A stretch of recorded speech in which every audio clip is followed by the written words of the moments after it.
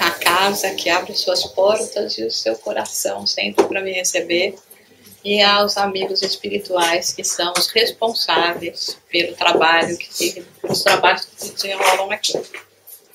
Vamos dizer mais ou menos como é que nós vamos trabalhar hoje.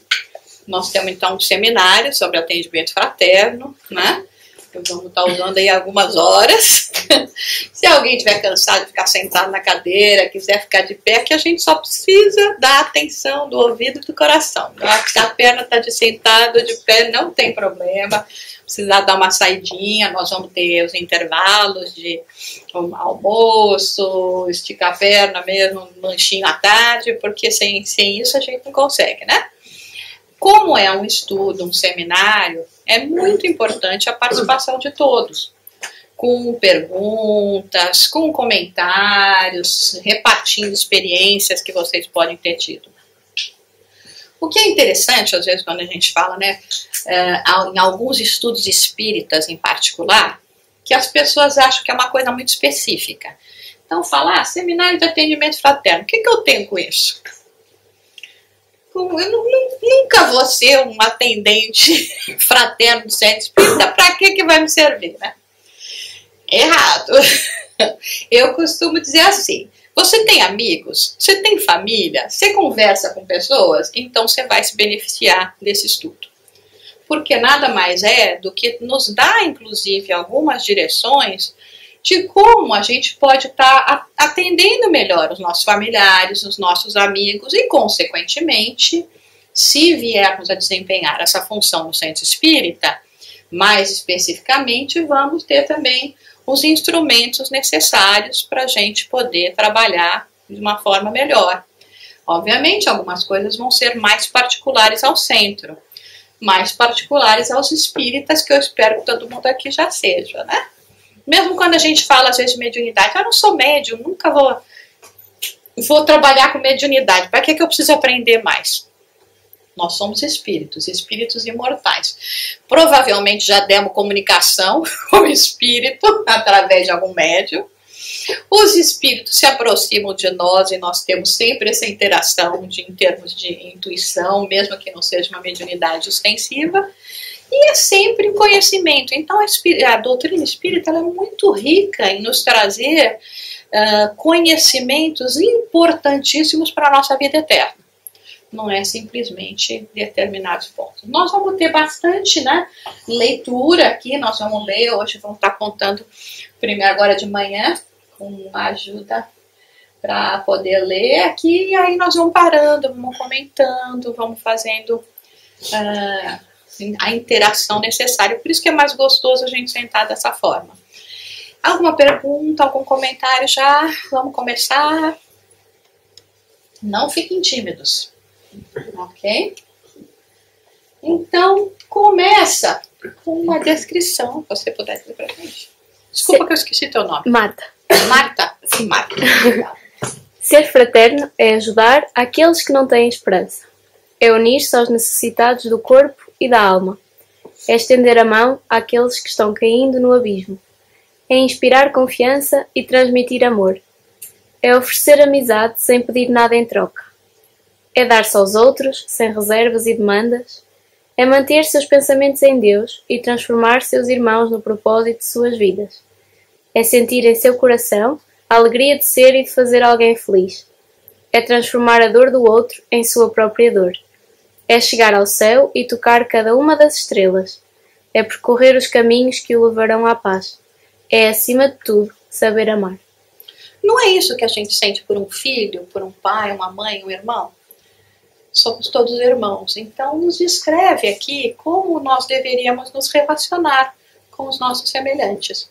Então, como nós dissemos, independente de você assumir uma função específica ou não de atendimento fraterno, isso se refere ao relacionamento com as pessoas que nós amamos, certo? Então vamos para o próximo. Centro Espírita. O principal objetivo do Espiritismo é oferecer assistência àqueles que buscam orientação ou alívio para seus sofrimentos. Muitas vezes essas pessoas vêm de outras experiências decepcionantes e buscam o Espiritismo como um último recurso para a solução de seus problemas e aflições. Quando nós falamos no centro espírita, deixa eu pegar só meu computador para ficar mais fácil eu ler aqui. Quando nós falamos em centro espírita, a função do centro espírita, seguindo o que o Espírito de Verdade, Jesus, nos fala no capítulo 6 do Evangelho segundo o Espiritismo, amai-vos e instruí-vos. O primeiro é o amar, o segundo é instruir. É importantíssimo nós compreendermos que o primeiro papel do centro espírita é o papel do consolo. A instrução vem depois. Então chegam aqui aquelas pessoas, como muitos de nós eventualmente chegamos, desesperados, sem saber, sem ter nenhuma orientação. Não dá para a gente pegar as 8.000 páginas que Kardec escreveu, porque são 8.000, 30 obras de Kardec, e falar, lê isso primeiro. Mesmo que seja só uns 4.000, a gente pega a mais importante primeiro. Fala, lê, depois a gente vem e conversa. Não é isso. Primeiro a gente vai atender as pessoas na sua necessidade como ser humano. É o papel principal do centro espírita. Se o centro espírita não fizer isso, ele não está realizando o seu papel. O próprio Kardec, por sinal nós celebramos mais um aniversário dele ontem, né? E ele diz o seguinte na Viagem Espírita, que se tiver 2 centros espíritas, um aonde existe assim um nível de instrução ótimo, excelente, e o outro aonde não tem isso tanto, mas tem um nível de amor, de fraternidade maior, que ele vai nesse, ele não vai no outro. Então Kardec está nos dizendo alguma coisa com isso. Né? Então, às vezes, a gente fala, não, mas você precisa, né, o livro precisa ler, mas naquele momento a pessoa está tão desequilibrada, tão sofrida, que mesmo que você queira ler, você não consegue entender. Então, primeiro a gente trata, ajuda, e aí aos poucos você vai dando o entendimento. Então, esse é o papel do centro espírita, né? Vamos pro próximo. É o papel da instituição espírita, através do atendimento fraterno, prover atendentes fraternos treinados que apresentem um perfil adequado para a tarefa em questão, bem como estabelecer as bases para um desempenho satisfatório desta atividade espiritual fundamental. Então, dessa forma como nós falamos, né? Nós vamos procurar, então, dentro do possível, ter pessoas que vão ter um pouco mais dessa sensibilidade, chegar a abraçar uma maneira de falar as pessoas novas que estão chegando, para elas se sentirem assim à vontade. Lembra vocês como foi a primeira vez que vocês entraram no centro espírita? Se você entra lá e incógnita e sai incógnita, falta alguma coisa, né? Não teve assim uma pessoa que deu uma atenção, que te fala bem-vinda, qualquer dúvida que tiver, fala com a gente. Então é muito importante, né, para a pessoa se sentir realmente bem-vinda. Principalmente quando a gente está falando fora do Brasil, por aí, se a gente está falando também de estrangeiro que nunca ouviu falar disso aqui, então eles já chegam tudo ressabiado, né? Tudo desconfiado. O que será que eles fazem lá? Não sabe direito o que é. Então, se a gente não tem uma atitude mais fraterna, mais assim, né, agradável, fica difícil realmente a pessoa se sentir à vontade e ter vontade de voltar, né? Vamos ler o próximo agora. O trabalho exige muita seriedade, disciplina e amor. Ressalta-se a importância deste serviço no centro espírita devido à responsabilidade que representa em relação aos espíritos encarnados e desencarnados, a fim de não se cometerem erros que possam comprometer o espiritismo e, em particular, prejudicar a pessoa necessitada que nos foi enviada por Deus. Na realidade, o que eles descrevem aqui? O trabalho exige seriedade, disciplina e amor. Tem algum trabalho que não exige isso? Se você não tiver disciplina, seriedade e amor até aquilo que você faz, você não vai fazer bem feito. O que mais que a gente poderia esperar no centro espírita? A diferença aqui, eu adoro quando Raul Teixeira uma vez falou uma coisa que eu sempre guardo, que ele fala que infelizmente no centro espírita, como a gente aqui é tudo voluntário, né? Às vezes a gente acha que como voluntário você não tem assim os mesmos deveres. Então ele fala, a pessoa deixa de ser voluntária para ser voluntariosa, né? Então hoje eu posso, amanhã eu não sei. Você quer que eu fique aqui 2 horas? Nossa, 2 horas é muito. Ah, eu vou ter que limpar o chão? Não, o chão não, isso não vai dar. Então, e a gente esquece que na realidade esse trabalho que a gente faz para Jesus, para Deus, né? Nós não queremos recompensa mesmo. E é o trabalho mais sério que a gente faz. Olha, quando eu trabalhava lá no Brasil, tinha dia que eu estava ruim, chegava a faltar no trabalho, no meu emprego, mas no centro espírita eu ia me carregando. Porque você entende que realmente só em caso extremo você vai deixar de assumir a tua responsabilidade, né? Conceito de atendimento fraterno. É a assistência que busca, através do diálogo franco e fraterno, oferecer à pessoa que vem ao centro espírita a oportunidade de falar livremente e em caráter privativo sobre as suas dificuldades. O conselheiro ou atendente tentará fornecer ao participante a orientação e motivação apropriadas.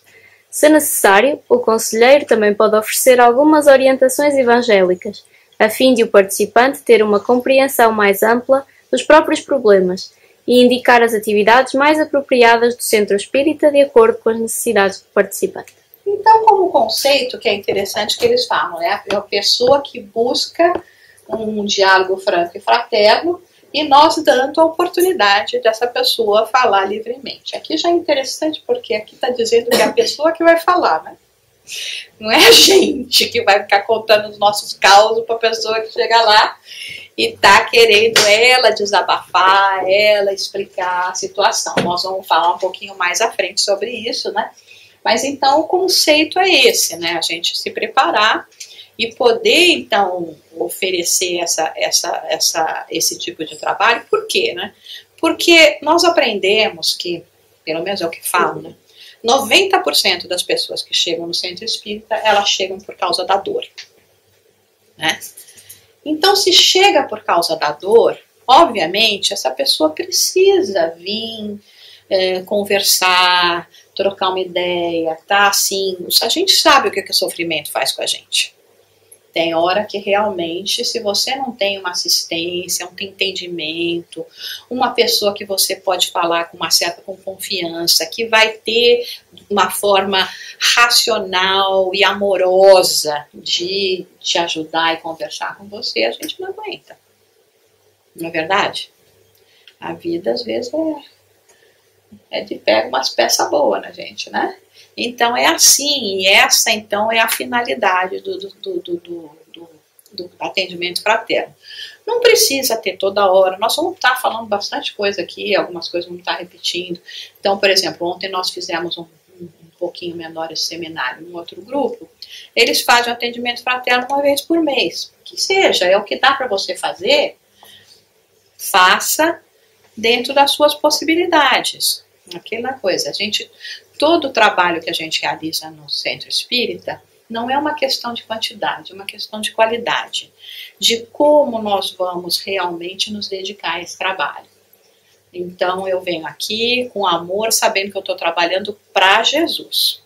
Não é para nenhum dos diretores, não é nem do nome do centro espírita, eu estou trabalhando para Jesus. Fui convidada, né, como trabalhador de última hora que somos, né, a receber essa assistência.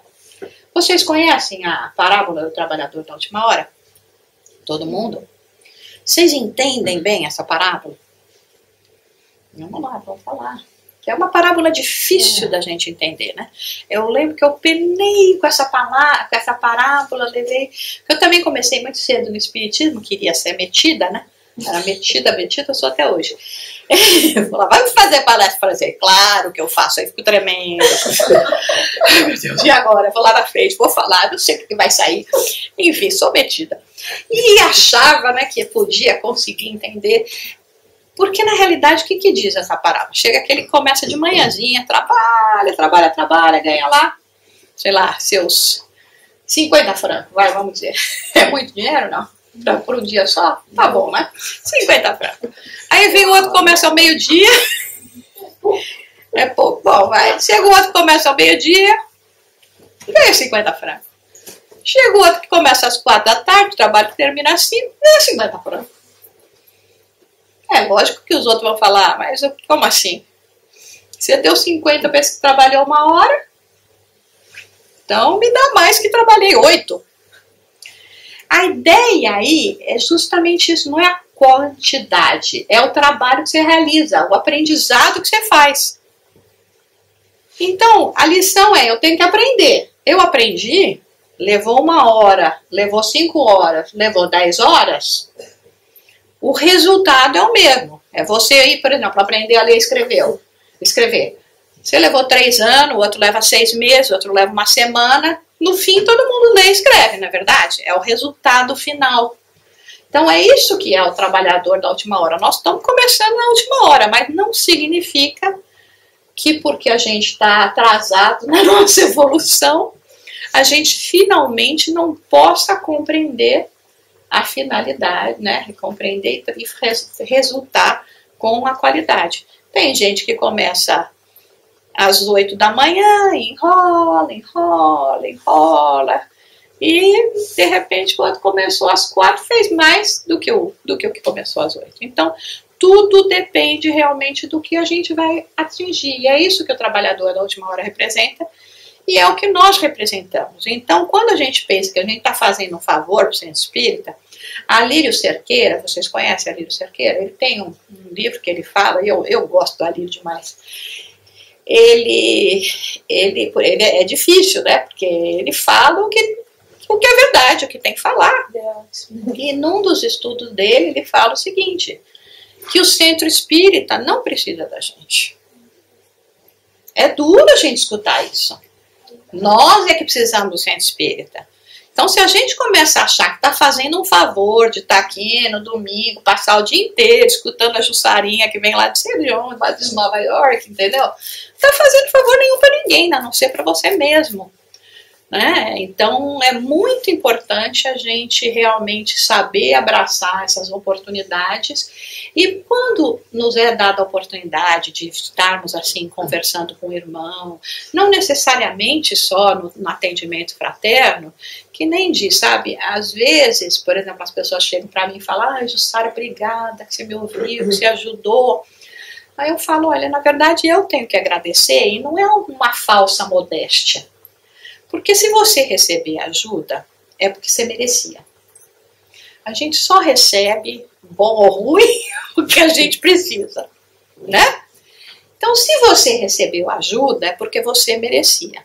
E me foi dada a oportunidade de ser um instrumento para a sua ajuda. E eu, graças a Deus, aproveitei a oportunidade, porque se não fosse eu, ia ter sido outra pessoa. Então, eu tenho realmente que agradecer de não ter deixado passar essa oportunidade e aí ter sido o outro que te ajudou. Então, não é uma falsa modéstia, porque às vezes a gente fala, não, imagina, e as pessoas acham que é uma falsa modéstia. Não é. É realmente ter esse entendimento. Jesus hoje bateu na sua porta e falou, Marta, você vai lá ajudar a Jussara no trabalho hoje. A Marta aceitou, nem pensou em falar não. Entendeu? Tá aqui me ajudando, vou falar o dia inteiro. Se eu tiver que ficar lendo isso aqui também tudo, a garganta já não aguenta mais. Então tá me fazendo um bem, caridade. Mas que se ela falasse não, eu ia passar lá. Ia passar, entendeu? Aí ela deixou de poder fazer um bem. Né? Então, coisa simples assim. Alguém quer falar alguma coisa já? Quer perguntar? Fiquem à vontade, tá bom, gente? Vamos lá, então, para o nosso próximo slide. O objetivo do atendimento fraterno. 1. Incentivar os participantes a apresentar os seus problemas com fé, paciência, esperança e equilíbrio. 2. Motivar neles a prática da fraternidade e da solidariedade. 3. Fornecer naqueles privados de esperança o desejo de superar as dificuldades derivadas das vicissitudes da vida. 4.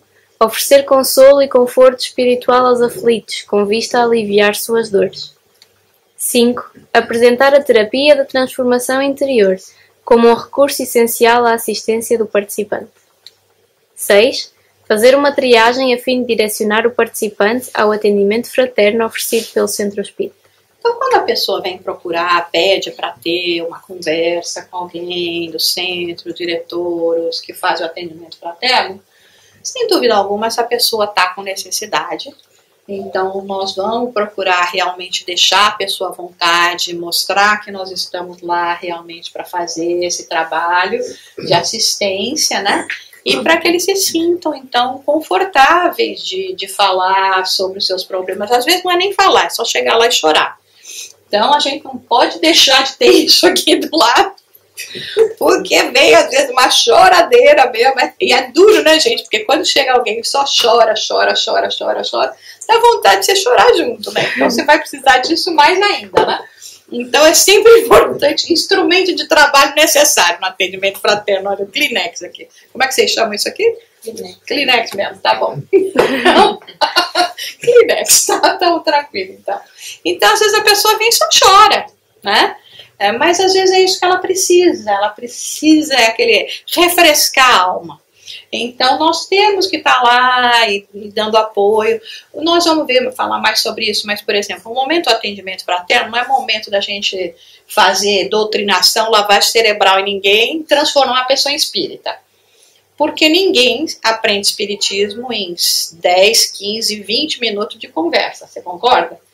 E não é esse nosso papel. Inclusive, se alguém chega e fala, me fala como é que é esse tal de espiritismo. O atendimento fraterno não é para isso. Você quer aprender sobre espiritismo? Então venha nas nossas reuniões de estudo e você vai ser mais do que bem-vindo nessas reuniões. O papel lá agora é esse papel de ajudar, de consolar, e às vezes é só isso, é ouvir ou fazer uma prece junto com aquela pessoa para que ela encontre o reequilíbrio. Esse último item, né? Por que às vezes a gente vai fazer essa triagem? Por exemplo, lá no nosso centro espírita, um dos nossos atendentes, ele trabalha com medicina, né? Então, ele tem um conhecimento médico bastante grande. E quando a pessoa chega e é um mais relacionado ao problema de saúde, o médico falou que eu vou ter que operar, não sei, será que eu devo, não sei o que, a gente passa para falar com ele. Porque aí não só ele já vai ter a visão espírita, mas ele tem um pouquinho mais de entendimento do conhecimento daquilo.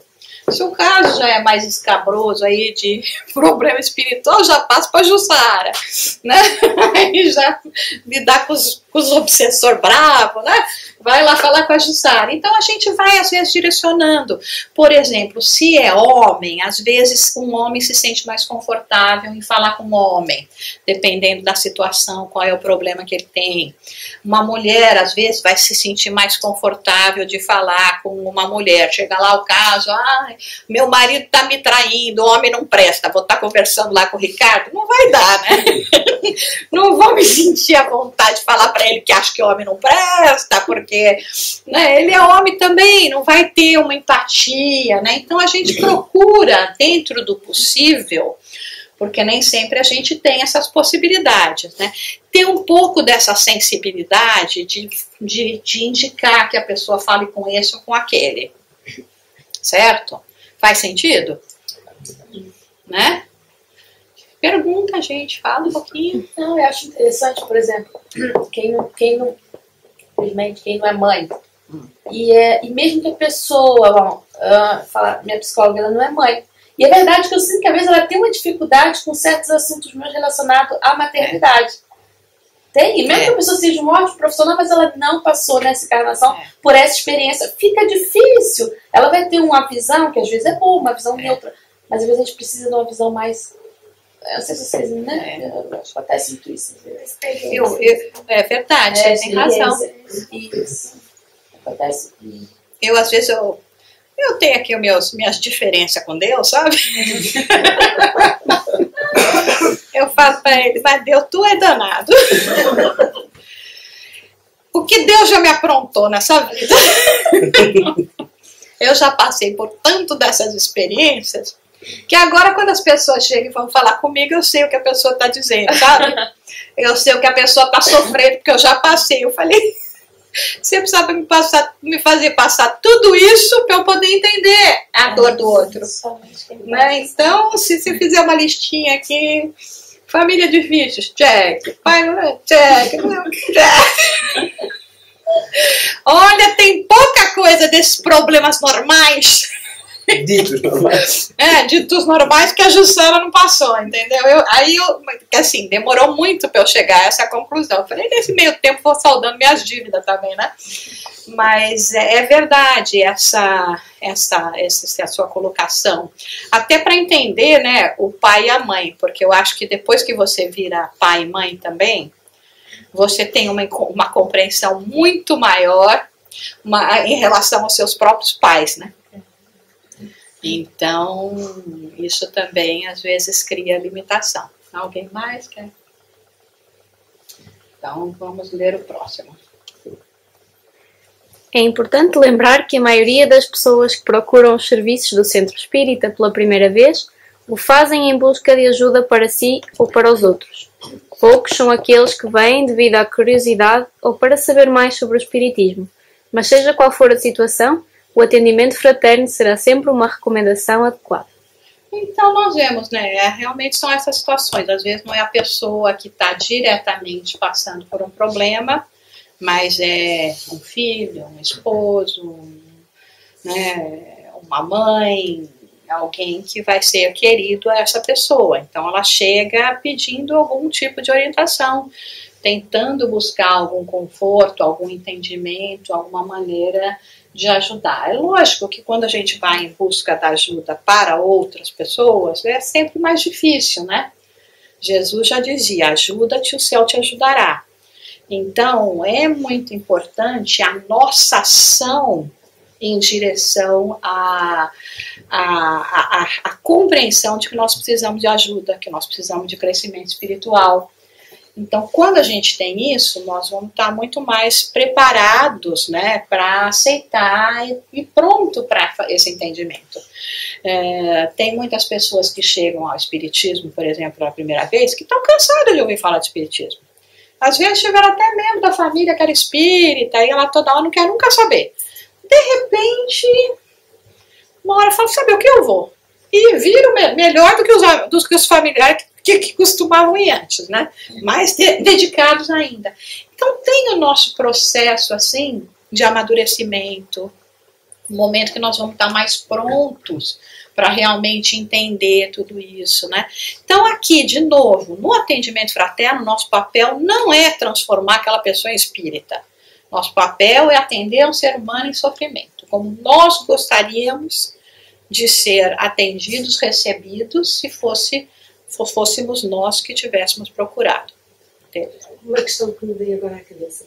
E quando a pessoa vai a primeira vez à casa espírita e ela vai pela dor, vamos falar a nível mediúnico, que a pessoa está desesperada, como é que deve o atendimento fraterno se proceder aí? Diz logo para a pessoa, você é médio, você tem que ir trabalhar, tem que ir, como antes se dizia, tens mediunidade, tens que ir já frequentar o centro, tens que ir já tratar da tua... Desenvolver a mediunidade, era aí a palavra que eu queria dizer, desenvolver a mediunidade. Tá. Como é que se deve proceder aí no atendimento fraterno? Dizem que 90% das pessoas que chegam no centro espírita apresentando fenômenos mediúnicos, escuta, qualquer coisa que seja, as coisas mexem na casa, sei lá, na realidade são obsediadas.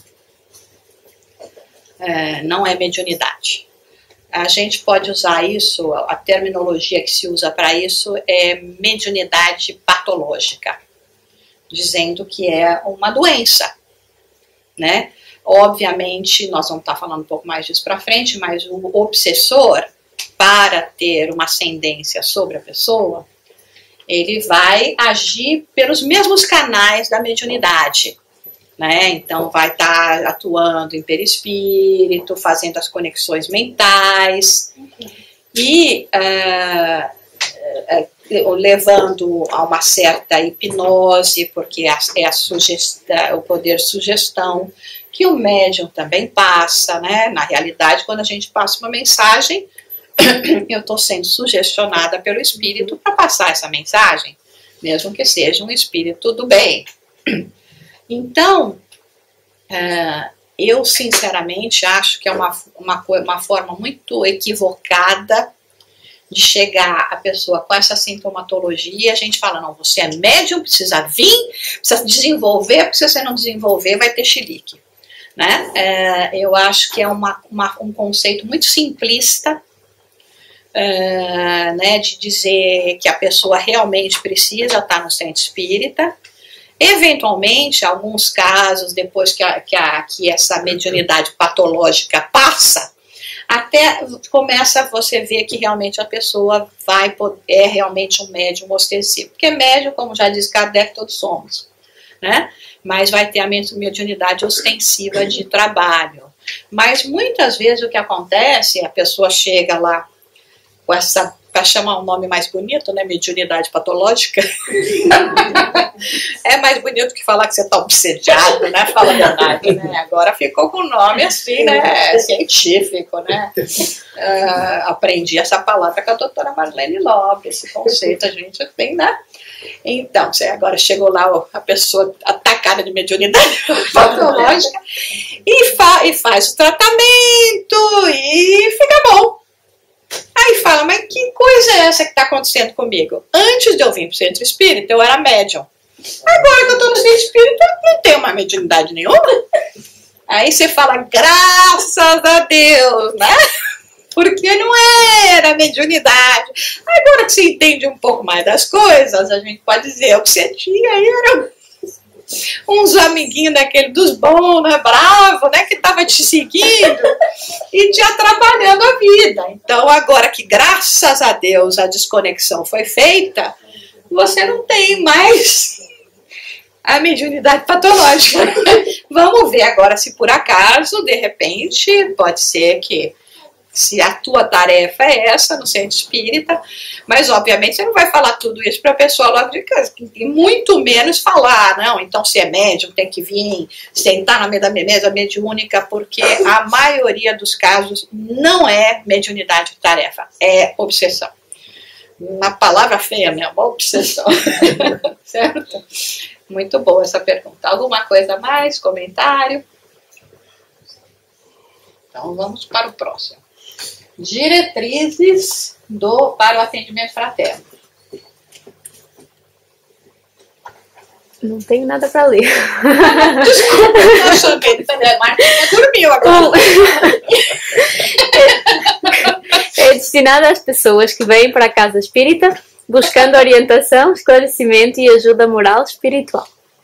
2. Sempre que possível, deve ser realizado em uma sala separada, longe das outras atividades da casa espírita, preservando a privacidade necessária, de modo em que as aflições e os problemas das pessoas atendidas possam ser mantidos em sigilo, bem como evitar embaraços que possam impedir o diálogo. 3. Os móveis devem consistir-se de uma pequena mesa e 2 cadeiras. Sobre a mesa, os livros básicos, tais como o Evangelho segundo o Espiritismo e o Livro dos Espíritos, e mensagens para distribuição. 4. É aconselhável ter disponíveis os endereços de outras instituições espíritas, com seus horários de reunião e atividades diversas, bem como outras instituições que possam ser úteis ao assistido. Todo esse estudo vem de Manuel Filomeno de Miranda, né, que nos dá esses direcionamentos. Então, eu tento também muito em vista hoje o que nós temos lá no movimento espírita brasileiro. Obviamente, às vezes, na maioria de muitos centros, as condições são um pouco melhores do que a gente tem aqui fora do país. Então, às vezes você pode ter uma salinha, às vezes pode ser que não tenha para receber. Mas é importante, então, a gente lembrar que, sabe, que nem a gente falou, chega a pessoa lá e quer chorar, né? E tá todo mundo aqui sentado assistindo, fica uma coisa desconcertante, né? Eu brinco que nem eu tenho deficiência auditiva, né? Coitado, o pobre coitado que vem falar comigo tem que falar alto. Vocês aí vão escutar e eu aqui não vou estar escutando, entendeu? Às vezes eu até uso o aparelho auditivo para fazer o atendimento fraterno, mas sabe? Às vezes mesmo assim não funciona bem, a pilha acaba no meio da coisa, não dá para tocar pilha, enfim. Então é importante a gente, né, lembrar disso, se colocar mesmo na pele do outro, né? Será que eu queria que todo mundo aqui estivesse ouvindo? Eu gostaria que ela venha me contar o problema dela, aí eu vou dividir com todos vocês aí, entendeu? Então é uma questão de realmente manter essa privacidade, esse sigilo. Então, sendo possível você ter um ambiente separado ou fazendo um horário separado, é muito importante para que a gente possa deixar a pessoa à vontade. Nós vamos sempre ter os livros, porque às vezes até para dar de referência, né, algum livro ou alguma mensagem, ou às vezes que nem diz, a pessoa só chora, você não sabe nem o que falar, vamos fazer uma prece junto, porque a pessoa já está recebendo, sem dúvida alguma, o atendimento, né? E os endereços, por quê, né, de outras instituições? Centro Espírita não é competidor, não tem que se preocupar com competição, né, gente, pelo amor de Deus, né? Sabe, se a pessoa mora aqui do ladinho de Lausanne e ela foi pela primeira vez lá no centro de Geneve, aí não, fica aqui, faz a pessoa viajar esse tempo todo, não quer dizer não, porque senão eu vou perder um público. Não tem nada a ver, né? Então, perder, né? Então a gente tem isso, porque às vezes a pessoa trabalha no dia que tem a reunião aqui, mas no outro dia que tem a reunião lá não trabalha, então poderia ir. Outra coisa que é importante, né? Por exemplo, chega alguém com uma tendência a um suicídio. Nós temos uma visão espírita disso.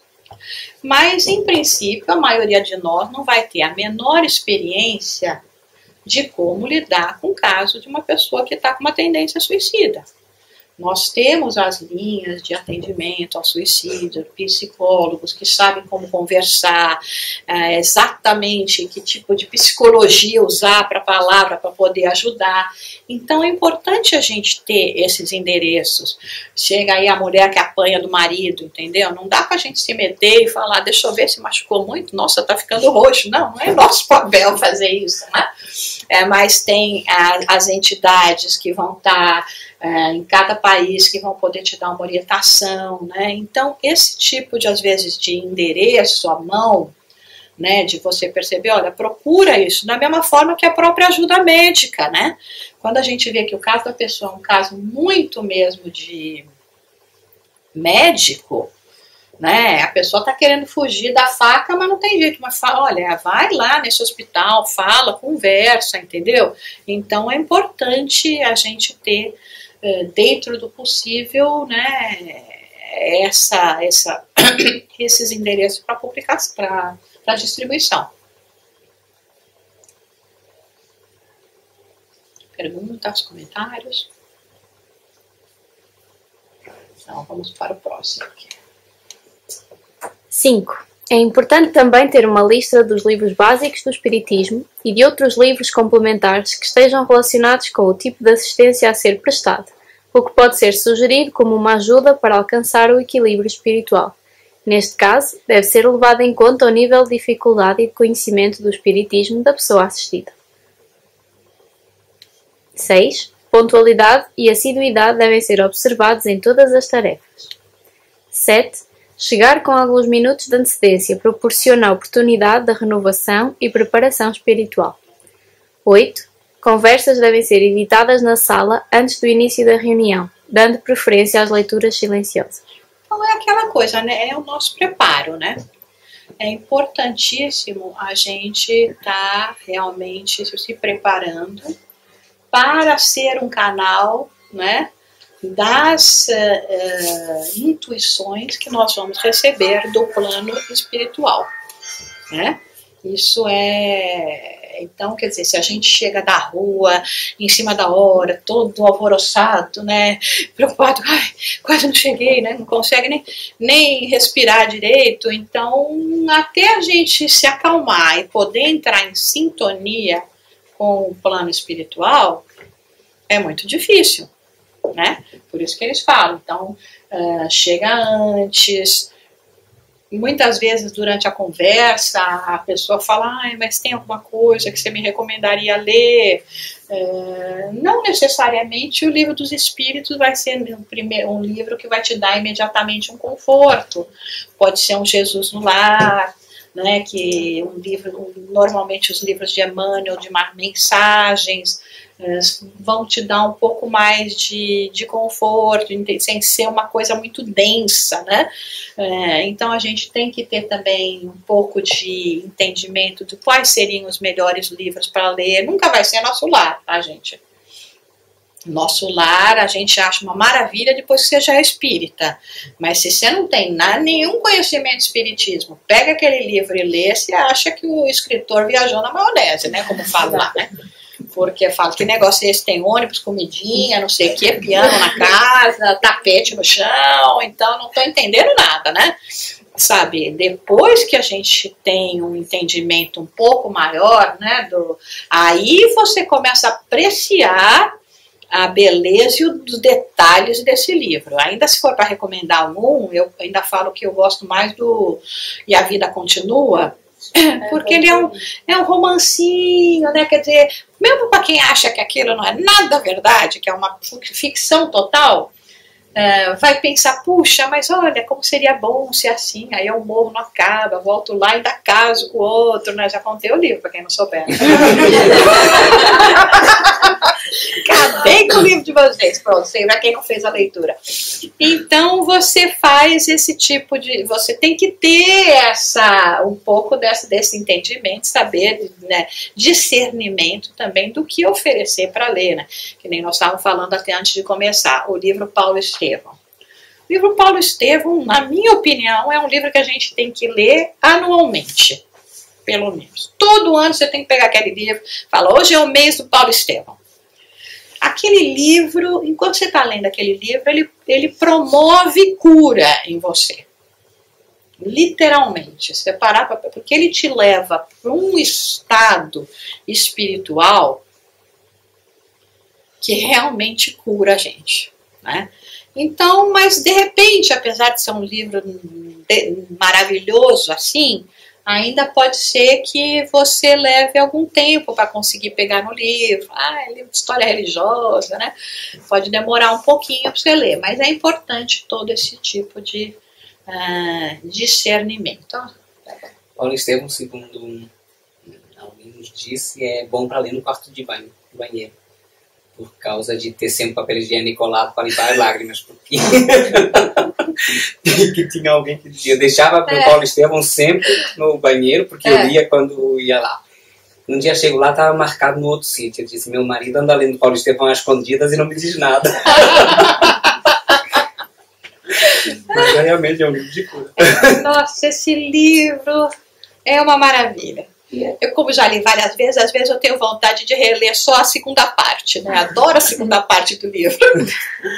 Então, já sei a primeira, eu pulo, vou para a segunda parte, porque a segunda parte, a hora que der, a partir do momento que ele encontra Jesus, aquilo é extraordinário, né? Extraordinário. Eu, na verdade, nunca esqueço, eu ganhei o Paulo Estevão quando eu estava entrando no meu primeiro ano de faculdade, um amigo meu francês me deu o livro Paulo Estevão.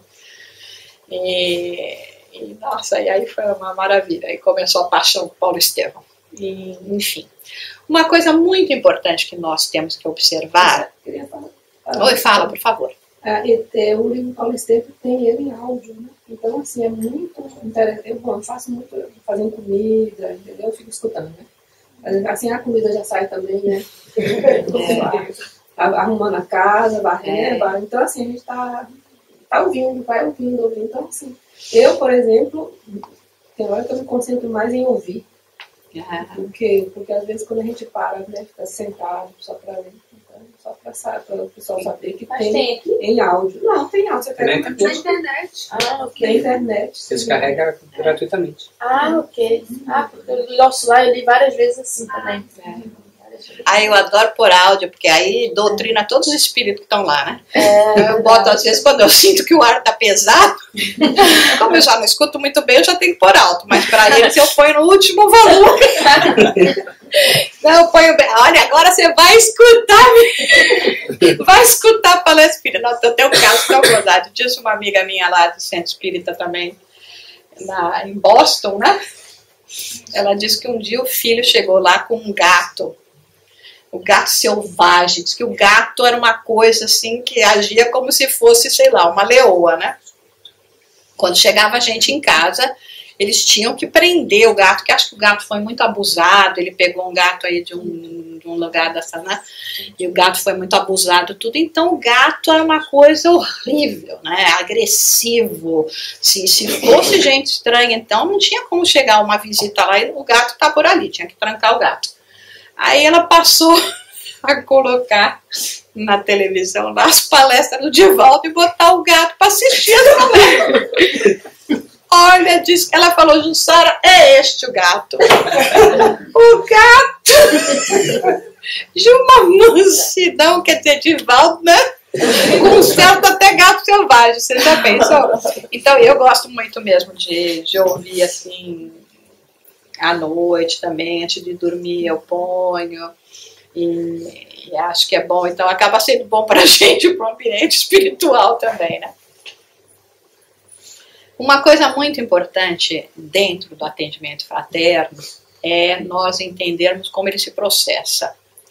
O atendimento fraterno, na realidade, como a gente está falando em relação ao centro espírita, ele deve ser conduzido no centro espírita. Por quê? Porque nós temos que entender que nós não estamos sozinhos no momento em que nós estamos conversando com uma pessoa. Muitas vezes você vai se pegar dizendo coisa que você não sabe nem de onde veio, né? Quer dizer, entre aspas, né? Você sabe bem de onde veio e que não é de você. Ao mesmo tempo, você estando num ambiente propício, a pessoa se sente mais à vontade para se abrir. Os espíritos já estão lá tratando a pessoa enquanto ela está conversando. Coisa que não acontece quando nós estamos na nossa casa, andando de lá para cá, o telefone tocou, eu estou aqui cozinhando, lavando a roupa, qualquer coisa, e a pessoa quer despejar em cima de você todos os problemas. Atendimento fraternos, né? Mas se é espírita, você tem que me ouvir. Tem horário para isso. É no centro espírita, no dia tal, de hora tal, a hora tal. Porque nós compreendemos perfeitamente que não fazemos esse trabalho sozinho e perfeitamente que neste momento a pessoa vai estar já recebendo auxílio. Então, a pessoa liga para você, quer fazer atendimento fraterno com você em casa, porque, né, atendimento a domicílio, né, Madame Juju, não fazemos, entendeu? Vamos dizer, olha, dá uma palavra de conforto, sim, sem dúvida alguma, mas, se for o caso, marque até um atendimento fraterno extraordinário, fora de horário, para você estar segura que também vai estar sendo bem orientada. Porque vamos dizer que a pessoa realmente está aí com uma mediunidade patológica, né? Das boas, né? E aí, como a gente não está em sintonia, não está preparada, esse obsessor passa a nos transmitir as ideias dele para a gente passar para essa pessoa, porque quer prejudicar. Então a gente dá um mau conselho. Ai, meu marido, não sei o que. O que você está fazendo com esse marido ainda? Larga esse marido. A gente entra a dar a opinião da gente, influenciada inclusive pelo obsessor da pessoa, porque nós não estamos em sintonias preparados. Então é muito importante, sim. Mas quando a pessoa está precisando, não tem hora, não tem local. Porque eu conheço, eu vou dar um exemplo bem real, um médico, que ele atendeu uma sexta-feira um rapaz que estava bem mal. Ele estava psicologicamente, não estava bem. E o médico disse, bom, vamos fazer o tratamento, segunda-feira vamos procurar um especialista, vamos fazer isso. Chegou sábado, o rapaz se suicidou. Até hoje esse médico carrega isso. Né? Porque ele disse, mas eu podia ter feito, era naquele momento que eu tinha que agir, não era segunda-feira, não era na hora que o hospital está aberto. Não, a gente tem que agir no momento. É esse meu ponto que eu pergunto. Se alguém está desesperado e precisa de um atendimento materno, a pessoa vai dizer, olha, vai lá no centro a tal hora, no tal dia. Olha, é isso, a gente tem que ter discernimento para tudo. Tá? Usar o bom senso para tudo. Existem pessoas que realmente vão abusar de você e que se você só vai fazer mal se você ficar fazendo o tal do atendimento a domicílio. Porque por que ela vai para o centro? Ai, vem aqui me dar um passe porque eu tô ruim. Mas ir para o centro nunca vai. Sim. E gosta de despejar os problemas em você e depois que despejou os problemas comigo em cima de você, sai para a festa com os outros, entendeu? Então a gente tem que ter discernimento, né? Como eu estou dizendo, se você quer estar segura que você vai estar realmente podendo ajudar com um ambiente propício para o melhor auxílio à pessoa e a melhor orientação que você possa dar, esse ambiente é o centro espírita. Não vai ser na sua casa fora de hora. Tá? Então aí cada um vai usar o seu discernimento no momento em que a pessoa estiver telefonando e vai ver se é, né, como a gente brinca, tempestade em copo d'água, ou se a coisa é séria mesmo. Nós não podemos assumir responsabilidade, que nem eu imagino que esse médico vai ficar pensando tudo, mas não é responsabilidade do médico, entendeu? A pessoa não se suicidou por causa desse médico, talvez ele pudesse ter encontrado com ele e fosse fazer do mesmo jeito, entendeu? Mas então não é a nossa responsabilidade, né? Porque a gente não agiu na hora que eventualmente podia agir. Não podemos pensar dessa forma, né? Deus é maior nessa situação toda. E como nós dissemos, se a gente tem merecimento, se as coisas não são de um jeito, de alguma forma a coisa acontece. Não tem a história lá do outro que ia se pular da ponte lá em Paris e de repente tinha o livro dos espíritos lá, o livro caiu na mão dele e ele deixou de se suicidar. Então a gente tem o auxílio dos céus, né? Então, sempre usando discernimento, né? Porque senão a gente pode prejudicar mais do que ajudar, né? Então, como regra geral, que nem eu disse, o local é o centro espírita nos dias tais. Precisa fazer uma sessão extraordinária, então fala, olha, me liga daqui meia hora que eu vou fazer um preparo, vou orar e vamos extraordinariamente fazer esse atendimento até por telefone.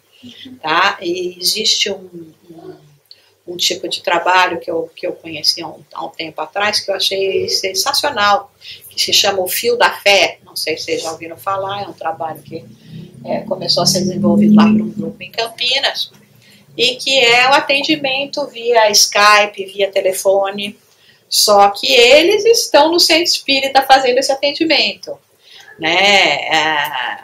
Então, você também é um trabalho maravilhoso que pode ser desenvolvido facilmente. Você tem um horário que você dá de atendimento telefônico. Mas aí a pessoa que vai fazer o atendimento fraterno vai estar, obviamente, também se preparando, entendeu? É interessante que pode ser feito até de uma maneira discreta, porque você não precisa nem falar. Então pode ser um telefone que ninguém nem sabe quem é que vai estar atendendo a linha. Como tem né, os SOS aí do suicídio, então que você tenha a sua fala incógnito, né? Também pode ser interessante. Então existem formas, né, de a gente ajudar. A gente só tem que tomar cuidado mesmo para não ser abusado e não prevenir, entendeu? Essa coisa a domicílio é complicada, né? Há pouco tempo nós tivemos uma senhora que a filha estava num processo muito difícil de obsessão mesmo. E a senhora vinha de vez em quando, e às vezes conseguia até arrastar a filha, mas a situação muito difícil. Aí nós aconselhamos a ela fazer o Evangelho no Lar, que ela não fazia, de preferência diariamente, porque a situação estava realmente grave. Falei, vai fazendo o evangelho diariamente no seu lar, mesmo que seja sozinha. Aí uns amigos da gente, até de um centro espírita, sabendo disso, resolveram praticar caridade. E lá foram eles fazer o evangelho na casa dela, para ela. Eu dei uma bronca neles. Porque eu falei, lembra, ajuda-te, o céu te ajudará? Ela tinha que fazer. Não é ir lá uma equipe fazer por ela. Então nós fizemos, aí se fez dois maus, né? Tirou a oportunidade e ainda ensinou que a gente faz, deve centro espírita a domicílio. Então a gente tem que tomar muito cuidado com isso, tá? Que parece que a gente está fazendo um bem e na realidade a gente está acostumando mal a pessoa, né? Era especificamente para ela fazer o esforço. E não vir lá, que gostoso, gente, vem, escuta, eu vou chorar, entendeu? Aquela coisa toda, e faz pra mim, que legal. Não, não era isso, né? Aí eu falei, então nós temos que pensar bem nisso, que às vezes parece ser obrigação do espírita, parece ser caridade, pode ser exatamente o contrário, tá? Então, bom senso sempre vai ter que prevalecer.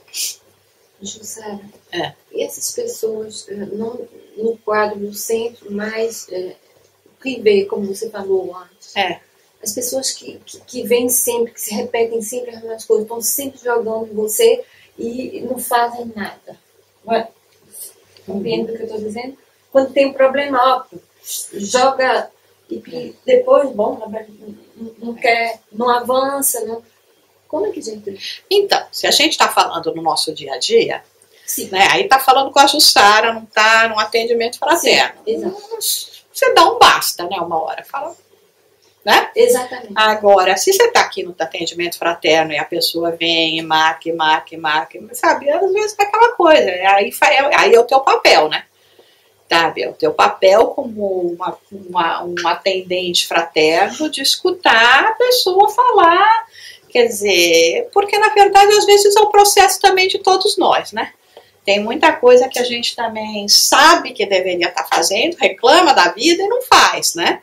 Então não julgar exatamente o semelhante. Mas na nosso dia a dia de círculo de amizade, você não pode também se deixar, sabe, a pessoa vir despejar o lixo dela em cima de você. Entendeu? Aí joga tudo em cima de você, depois sai alegre da festa, né? Tem gente assim, eu tenho umas amigas, amiga mesmo, mas que às vezes sai comigo, nossa, Jussara, adoro sair com você para conversar. Eu tenho vontade de falar, conversar como, né? Foi um monólogo, né?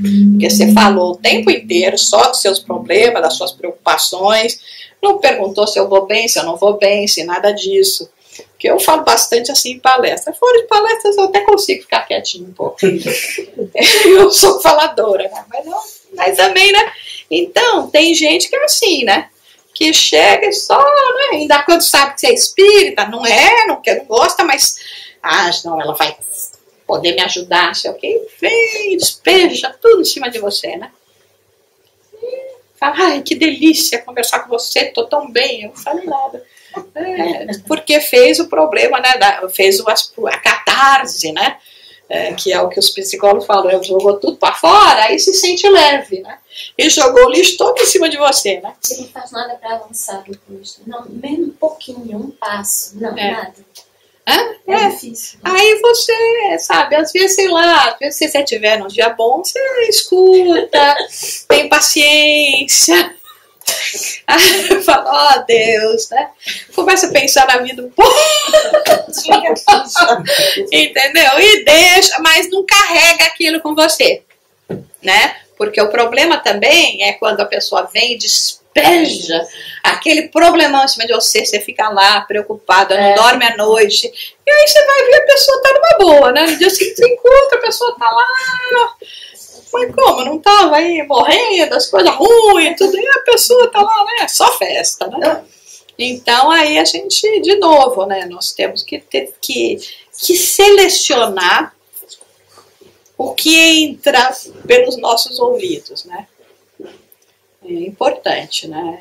E o quanto você consegue lidar com aquilo, né? Ontem eu estava até falando lá no grupo lá, falei, eu sou uma pessoa quase alienada do mundo, porque eu não consigo assistir jornal, esses jornais de televisão, entendeu? 90% do que eles falam é só desgraça, entendeu? Realmente me incomoda, né? Ainda mais quando eu falo que é, né? Uma notícia às 11 da noite, né? Eu devia chamar assim os jornais, né?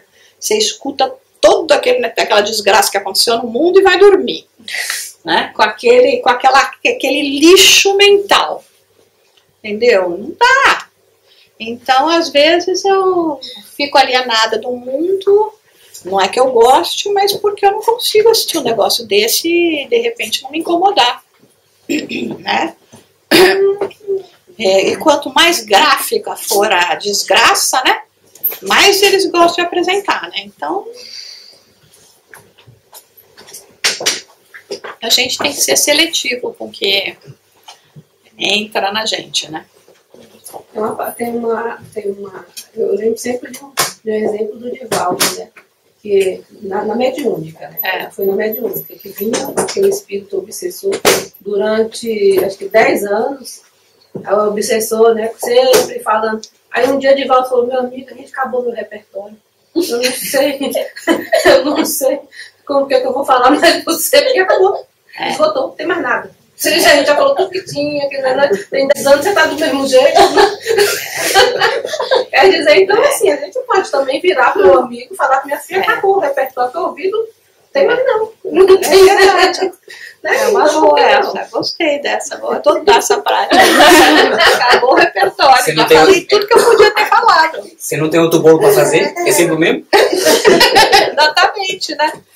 Então, o Divaldo também tem uma interessante, que ele conta aquela história de que tinha um homem que chegava para ele, toda vez que encontrava com ele, queria que ele convencesse ele, né, que o espiritismo era bom, né? Então, né, me convence a ser espírita. Aí o Divaldo falava. Aí o homem, mas não sei. Me convence a ser espírita. Nada. E algumas vezes, depois que acabou, acho que o repertório, Divaldo falou pra ele o seguinte, agora você me convence a não ser. Aí o cara fechou a boca. Às vezes é uma questão de perspectiva, entendeu? Me convence que não é verdade, então. Às vezes é duro, porque assim, como espírita, a gente passa por esses momentos de contradição. Eu passei muito, passo cada vez menos, mas ainda passo, entendeu? Aonde você fala, meu Deus, né? Não estou sendo caridoso, sabe?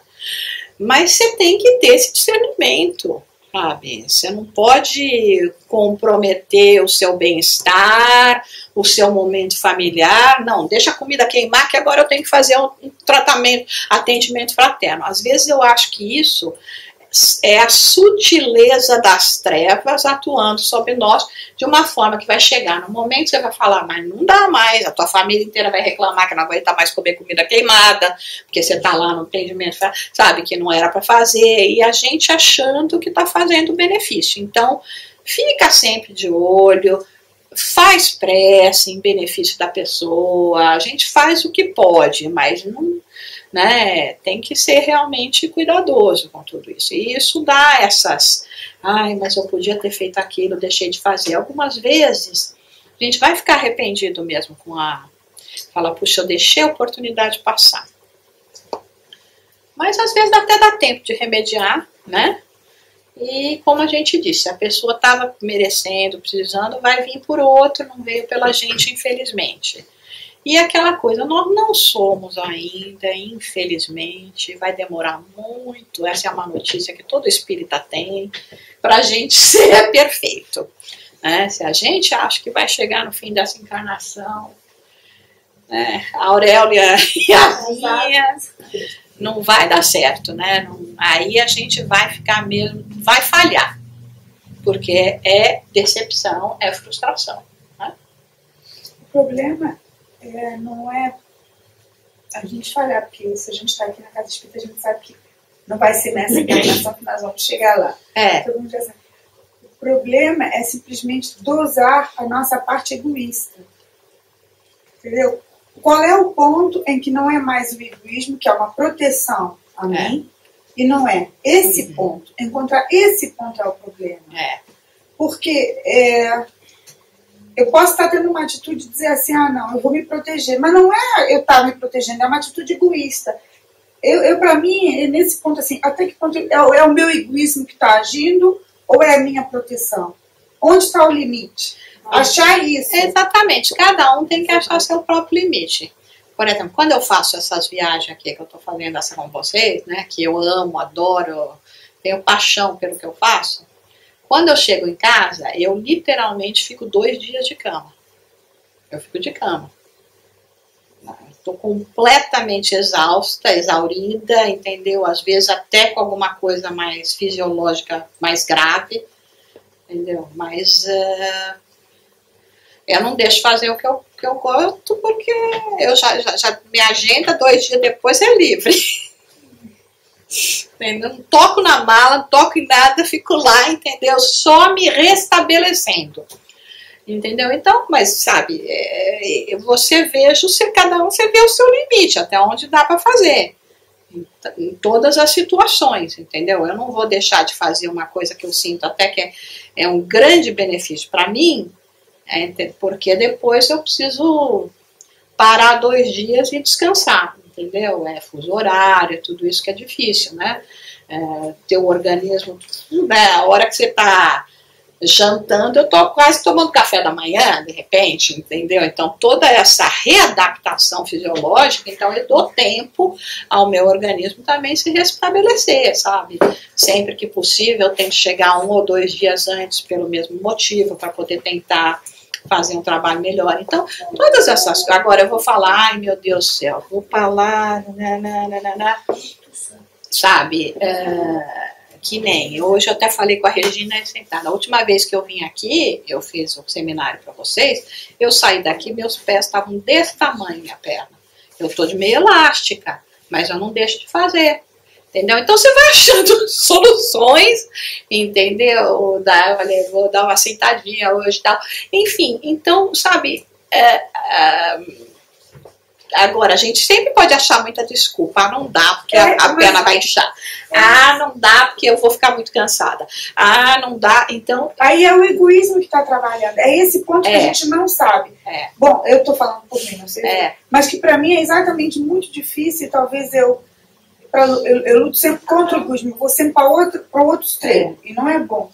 Então, quando é o limite, onde eu tenho que saber... Não, eu agora... É o meu limite, eu tenho que saber, não, eu agora não vou fazer porque eu estou sendo egoísta. E aí a gente tem que trabalhar em cima disso. Cada um vai ter que saber o seu limite, inclusive, isso é uma coisa que eu gosto de falar muito e repetir. Nós não somos perfeitos, nós temos os nossos limites e temos que aceitar esses limites. Mesmo quando eu tenho que olhar no espelho e falar, puxa vida, que feio, como você ainda é egoísta. É isso aí. Entendeu? Vou tentar trabalhar para ser menos. Mas às vezes é onde ainda está difícil para mim, entendeu? Então a gente tem que aceitar essas limitações, o que é muito diferente de nós nos acomodarmos a ela. Não é isso que nós estamos falando. Mas é aceitar, não se frustrar, porque às vezes isso também é trabalho das trevas que eu falo, porque eu não sei se vocês conhecem uma história que tem até não sei se no ESD de novo tem, mas no ESD antigo tinha, que, nossa, como é que era o nosso Saquarema, era o nome que você conhece a história do Saquarema, não é isso? Tem no novo também. Tem no novo, né? Então vamos ver se eu estou falando a história certa ou o nome do cara certo. Que ele é... não, esse é o que ele adia, não é? O Saquarema é o que adia? É o que adia. Então talvez seja outra, não é o Saquarema, não. É uma das histórias que fala o seguinte, que tem um espírita muito bom, né? Muito dedicado, e que aí, obviamente, como eu chamo os inimigos da luz, querem, né, atrapalhar a continuidade do trabalho desse espírito. Então chegam lá e resolvem aprontar com ele, vai lá, então causa um acidente para ele. Fala, agora vai ter acidente, vai estar aí impossibilitado fisicamente, vai deixar de ser espírita. E não adiantou nada, o homem ia lá com as muletas, sei lá o que será essa história, mas eu estou dando meu colorido e continuava fazendo lá os espiritismo. Aí, puxa, mas não adiantou. Então vamos fazer ele perder o emprego. Tirar o emprego do homem, mexer no bolso, né? Tirar o emprego do homem e tal, não sei o que. Agora ele vai deixar de ser espírita. Nada. O cara continuava lá e orando, pedindo a Deus para ajudar, que ele pudesse arranjar um outro emprego, prover para a família. Vamos mexer com a vida familiar. Chegou lá, atrapalhou tudo com a vida familiar, nada. Parecia que quanto mais problema eles traziam para ele, mais fé o homem tinha. Aí ficaram sem saber mais o que fazer, foram falar com o chefe. Chegaram no chefe, falaram, olha, mandamos doença, mexemos no bolso, atrapalhamos a família, o homem só fez mais rezar. Aí o chefão falou, mas vocês estão tudo errado. A única forma de fazer essas pessoas caírem é mexer com a autoestima delas. Então você volte lá agora e começa a falar para ele que ele não é bom, que ele não presta, que ele tem defeito, olha como você ainda é feio nisso, olha teu pensamento naquilo. Pronto, quebraram o homem. Então, nesse sentido, como eu estou te dizendo, se nós não temos a consciência de que estamos longe da perfeição, que temos as limitações e que temos que nos aceitar dessa forma, que, de novo, repetindo, não quer dizer que é para você ficar ocioso, parado, né? A gente que acredita na reencarnação, né? E deixa para a próxima vida, né? Não vamos deixar para a próxima vida, vamos tentar agora. Mas a verdade é que tem hora que você vai olhar para você e vai falar, nossa, que feio. Eu já sei melhor e não consigo fazer. Mas não tem problema, eu vou fazendo o que eu já posso. Então, eu acho que nesse sentido, quando a gente está falando no termo de caridade, às vezes é assim, sabe? Tem gente que vai lá falar conosco, com vocês também deve acontecer isso, que, nossa senhora, dá uma dó. Se eu realmente pudesse tirar os pecados do mundo, as dores, às vezes dá vontade de você falar, meu Deus, eu queria pegar e tirar isso dessa pessoa. Nós não temos essa possibilidade. A gente não consegue fazer isso nem com a gente ainda, né?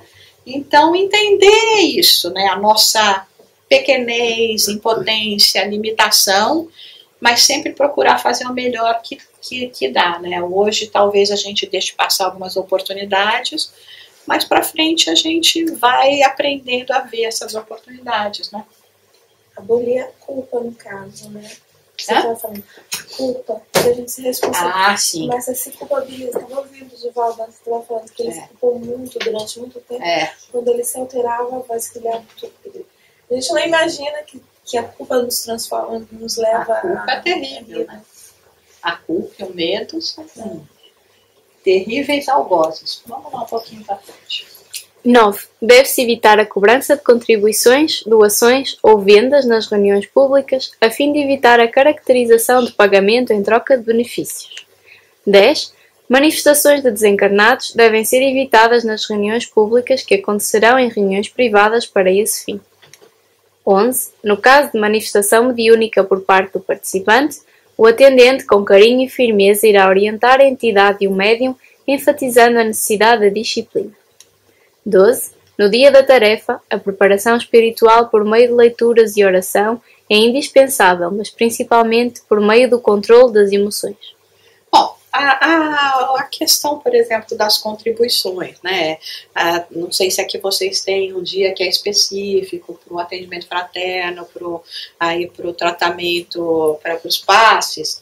Então, eventualmente, nesse dia, para deixar bem claro que, né, a gente tentar ser mais discreto, nada impede que você tenha uma caixinha de doações, nada disso, né? Porque a gente também precisa. Mas sempre, então, usar de medidas para deixar bem claro que todos os serviços que a gente oferece são gratuitos, mas que obviamente a gente paga espaço, paga luz, paga Wi-Fi, paga tudo. Então a ajuda é sempre bem-vinda, mas sempre deixando assim, tendo essa cautela. O momento de atendimento fraterno não é momento de manifestação mediúnica, nem por parte do médium, nem por parte da pessoa que vai chegar lá, na verdade, com o obsessor, né? Porque, como eu disse, o espírito bom não vai se manifestar em hora imprópria, né? Então, a gente tem que ter sempre muita cautela. Nesses casos, é preferível você nunca estar sozinho, percebeu que a pessoa começou a ser envolvida, já chama alguém para vir estar lá dando assistência, né? E às vezes a gente também tem que tomar cuidado com as revelações. Então, por exemplo, você pode ter uma intuição bastante forte, pode ter até uma vidência, que você vai ver que a pessoa está lá acompanhada, né? Aí tem gente que fala, mas eu tô vendo, não é para eu falar? Não, você tá vendo que é para você. Primeiro que você tem a faculdade, às vezes é aquela coisa, você não desliga, às vezes tem gente que não desliga, que nem o Divaldo. O Divaldo não fala hoje, né, de 5 a 6 eu não vou enxergar nada. É o preço que você paga por enxergar, você enxerga o dia inteiro, entendeu? Então, às vezes eu falo, você enxerga porque você tem a faculdade mediúnica.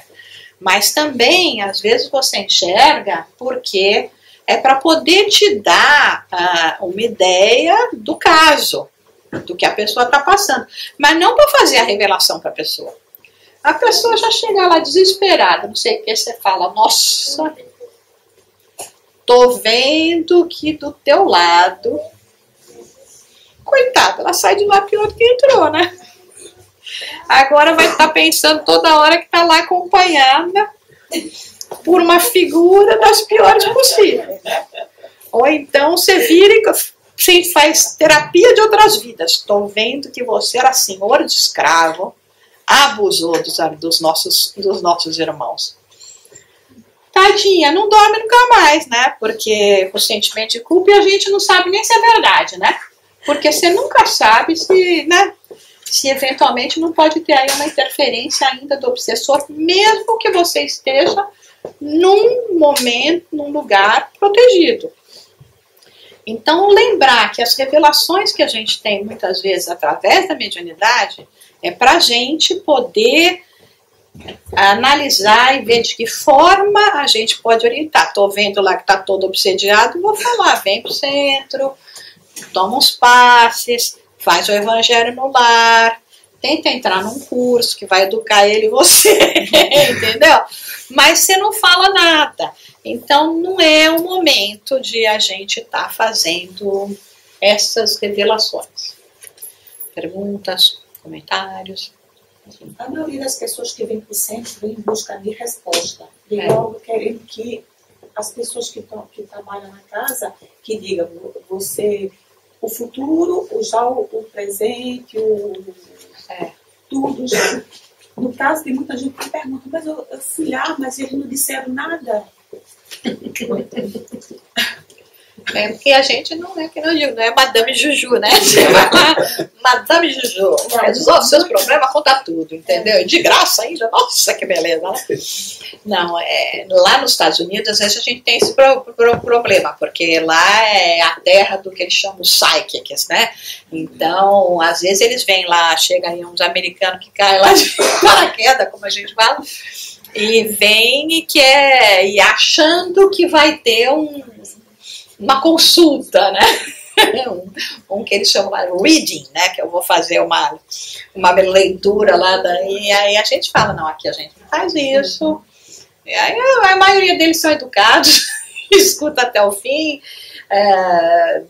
e até participa de repente, negócio, vai embora e não volta mais, né?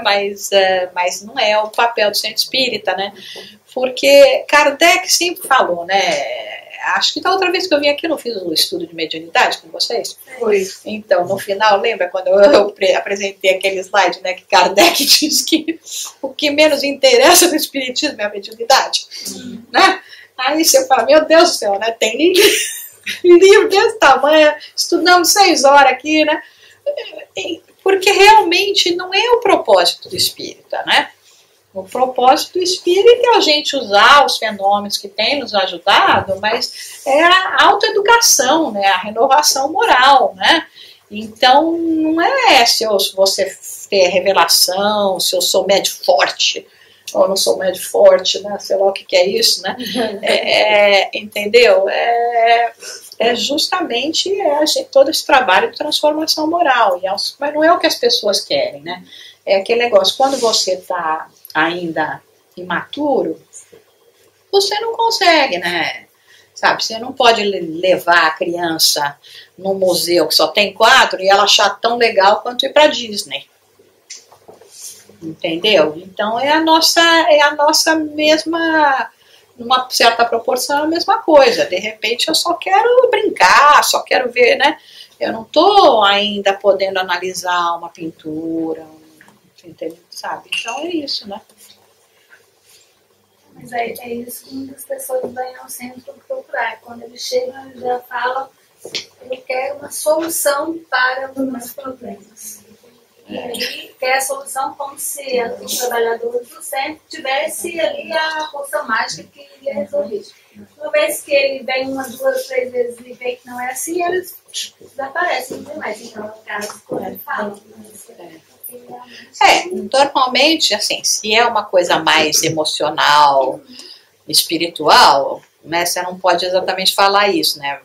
Se for física, você fala, bom, quantos médicos você já viu? Quantas cirurgias você já passou? Eles solucionaram para você do dia para a noite? Aqui é a mesma coisa. Tudo tem um processo. Se é no caso do emocional, né, até espiritual, você fala, olha, se você tiver um pouco de paciência, você pode ficar surpreso com os resultados que você vai ter e que você nunca teve em nenhum outro lugar. Mas também nada a resolve do dia para a noite. Resolve. Entendeu? Quando você está procurando um emprego melhor, aparece do dia para a noite. Entendeu? Quando você está com um processo, uma gripinha, você melhora do dia para a noite? Tomei todo o remédio que podia. Melhora? Não melhora. Nenhuma gripe. Entendeu? Tudo tem o seu curso, né? Segue o seu curso. Então, aquela coisa, né? Nesse ponto a gente tem que esclarecer. Não precisa ser tão honesto e falar, vai depender de você, o trabalho todo é seu. Se a gente vai falar isso logo de cara, esse não volta nunca mais, entendeu? A gente tem que aos poucos fazer a pessoa chegar a essa conclusão. Por exemplo, que nem quando a gente chega no centro espírita, né, com as pedras do caminho, né? Tira essas coisas da minha frente, né? Você passa lá um tempo, se você continua, quando você olhar o teu caminho, as pedras continuam lá. Só que agora elas são diferentes. Não são tão pesadas, não está te atrapalhando tanto assim, você acostuma com ela, você sabe por que ela foi parar ali. Então é interessante que justamente, mas é um processo que não acontece do dia para a noite. Né? Então, mas você não pode chegar já logo e falar, vai estar lá e vai continuar. Porque senão nem nós ficávamos, né? Vou fazer todo esse sacrifício e não vai acontecer nada. A gente não tem ainda entendimento, né? Vamos para frente, então, mais um, deixa eu ver.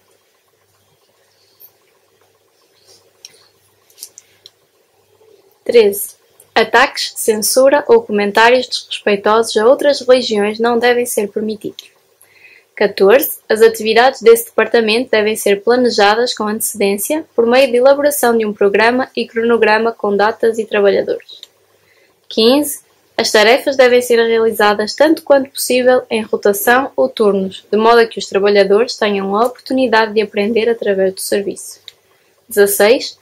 Todos os trabalhadores devem ser motivados a participar dos cursos oferecidos pela Casa Espírita. Então, quer dizer, em relação à religião, a gente sabe muito bem qual é o papel do espiritismo, né? Ninguém está aqui para criticar nada. Falar, tá tudo ruim na tua vida porque você está na religião errada. Não é o que a gente vai falar, né? Você ter fé é a coisa mais importante, não importa a religião que você tem, né?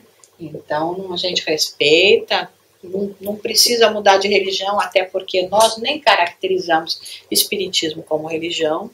Eu gosto de falar que o espiritismo é uma filosofia de vida. Então, se você é católico e gosta de ir para a sua igreja, vá para a sua igreja, reza lá, faz o que você quiser. Mas usa, né, todas esses ensinamentos, essas orientações como uma filosofia de vida. Então, não é para chocar e, obviamente, nós não vamos fazer isso quando estivermos atendendo alguém. Vai ser, obviamente, todo trabalho para ter um bom desempenho, rendimento, ele tem que ser planejado. Então, que dia nós vamos fazer? Como é que nós vamos fazer? Né? Por quanto tempo? Quanto tempo eu atendo a pessoa? Aí, né, a gente está supondo aqui que tem um monte de trabalhador disposto, né? Tem que fazer até um... Não, hoje sou eu. Não, o que quero fazer? Não, então não precisa brigar, tem espaço para todo mundo, né? E, obviamente, aqui ninguém precisa ter diploma de espiritismo para fazer esse trabalho. Mas você tem que ter, obviamente, um certo tempo na casa, uma certa coerência, né? Um pouco de compreensão que você vai receber nos cursos. Então, tudo isso é muito importante. De novo, bom senso, né? Eu não vou botar um médico lá me operando que está no primeiro ano de medicina, né? Ninguém quer, né? Se ele tiver já formadinho, às vezes quando o cara está formado a gente já não quer, ixi, o cara é novo, médico novo, mas, né? É a mesma coisa, às vezes aqui a gente precisa realmente, né, para esses problemas graves de doenças da alma, ter a maturidade das pessoas. Comentários, perguntas? Vamos mais um pouquinho, então. Tá muito chato, gente? Não. É um estudo difícil esse, né? É denso, a gente lê muita coisa, né? Mas tá bom, vamos lá. 17. Em caso algum, deve o atendente interferir com a orientação médica, indicando a interrupção de medicamentos e tratamentos médicos sob o pretexto de aconselhamento espiritual. 18. O atendente deve levar em consideração que nem todos os problemas são consequências de uma influência espiritual ou de mediunidade, mas sim que muitos são consequências da própria personalidade. 19. Os conselheiros ou atendentes fraternos devem reunir-se periodicamente com a direção do grupo espírita para a análise dos casos atendidos, além de estudarem formas mais eficientes de atuação no trabalho. Nós temos pontos muito importantes aqui. Então, o primeiro que a gente já sabe, mas que nunca é demais repetir, que nós não vamos interferir num campo que nós não conhecemos. Entendeu? A pessoa está com problema físico, não é passe espírita, eventualmente, que vai tirar a apendicite que você tem aqui. Entendeu? Se você deixar aqui, vai suporar, você vai morrer. Entendeu? E aí a culpa é tua. Porque hoje nós já temos medicina para saber disso e evitar. Então a gente tem que ter esse discernimento. Agora, por exemplo, pra vocês terem uma ideia, recentemente João de Deus foi operado no coração. Uai! Né? Primeira pergunta que todo mundo fala. Mas todo mundo lá operar com ele, sem faca, sem não sei o que, ele teve que ir para faca? Às vezes tem, não é? Não quer dizer, ninguém está aqui falando que o trabalho não funciona. Mas tem hora que o assunto é para a medicina terrestre. Né? Já atacou demais o aspecto fisiológico e é só o médico terrestre. Graças a Deus nós temos. Então, nunca fazer uma orientação dizendo para a pessoa parar medicamento. Isso é muito importante, principalmente nos casos de distúrbios mentais. Eu não sei quantas pessoas, se vocês conhecem, que têm problemas de depressão, de bipolaridade, até casos mais graves, que elas adoram falar que não precisa tomar remédio. Né? Parece, infelizmente, ainda existe cada vez menos um preconceito nas doenças mentais. Então, você dizer que você tem uma diabetes, tadinha, mas eu tenho depressão crônica, é doida, se fosse lavar roupa, funcionar. Tem muita gente que ainda acha que é doença de quem não tem nada para fazer. E são casos crônicos, difíceis, clínicos, provados cientificamente, mas ainda existe muita resistência na pessoa aceitar uma doença emocional, psicológica e de desbalanceamento químico, como acontece. Então, o que vem de gente no nosso centro espírita, eu vim aqui porque eu tomo remédio há não sei quanto tempo e quero ver se nos passa, eu paro de tomar remédio. Não, pelo amor de Deus, não pare. Entendeu? Nós temos, por exemplo, pessoas que são esquizofrênicas. A pessoa que é esquizofrênica e tem uma noção de espiritismo, adora achar que é médium. O que é melhor, você ser esquizofrênico ou médium? Eu não sou esquizofrênico, eu sou médium. E às vezes não é esquizofrenia mesmo. Não necessariamente a mediunidade ou obsessão. Muitas vezes está tudo ligado, né? Mas tem o quadro clínico, precisa de acompanhamento médico, precisa de remédio, pode até eventualmente vir a participar de uma sessão mediúnica, mas o quadro clínico não vai ter necessariamente desaparecido. Então nós temos que ter muita cautela com isso. E sobretudo também, engraçado porque eu também eu sou também um pouco surda. E eu vou lá na farmácia, às vezes pegar meus medicamentos, tomar minha depressão, aí as atendentes. Aí eu, o quê? Mas sim, esse remédio aqui, sim, pá. Mas gente, mas... As atendentes aqui são assim. Vai falar, vai te dar um remédio para tua depressão? Eles mesmos têm esse... Eles ficam assim pra mim, o quê? Qual? Você pratinho? Sim, esse aqui. Porque eu sou meio surda. Então eu fico lá falando baixinho, eu não entendo nada. Aí eu, gente, mas que... Eu já reparei isso várias vezes. Mas se você... Oh, meu Deus, eu tô com isso, eu tô com medo, qual o problema? Eles escondem, sabe? É engraçado. Então a gente tem que ter esse discernimento, entendeu? Inclusive, eu, na verdade, até enfatizo. Eu falo, vai tomar remédio. Dê graças a Deus, isso para mim é bondade divina. Que hoje a gente tem alguma coisa, Divaldo mesmo fala, por exemplo, que às vezes, por exemplo, até que seja um obsessor, mas dependendo do nível da obsessão, ele vai causar desajustes fisiológicos que às vezes podem ser irreversíveis. E graças a Deus, hoje a gente tem um remédio que vai te deixar